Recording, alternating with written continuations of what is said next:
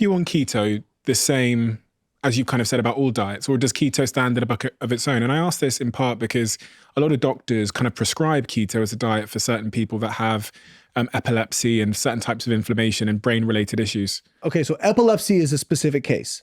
Essentially, for epilepsy, ketogenic diet is actually a very effective treatment.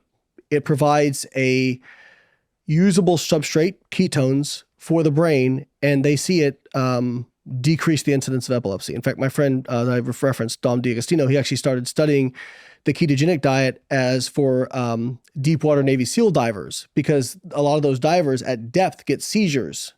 And they found that doing the ketogenic diet helped reduce those seizures. Now, unfortunately, people have taken that to say, well, any brain problem, just give them the keto diet.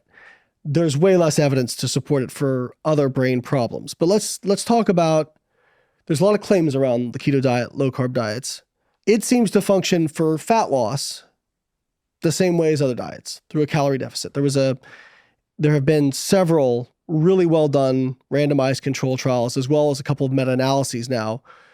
If they compare diets that are equal in calories and protein, but vary the carbohydrate and fat amount, anywhere from low fat, high carb to low carb, high fat, no real differences in weight loss or fat loss. In fact, the meta-analysis showed it slightly favored low-fat diets, but it was a really non-clinically significant amount. But how can that be? Because one of the things people say, well, when you do a keto diet, you burn way more fat. So this is, I think, if there's one soundbite that might, make it, this might be it. So yes, you do burn more fat on a ketogenic diet. Why? Well, when you do a ketogenic diet, you're eating higher fat, lower carb. So you're eating more fat, you have more fat substrate to burn, but also you're keeping insulin low. And so you burn more fat because insulin reduces your rate of fat oxidation and reduces lipolysis. So people take that and they go, well, it's better, right? So here's where we're getting into, we were talking earlier about mechanisms versus outcomes, right?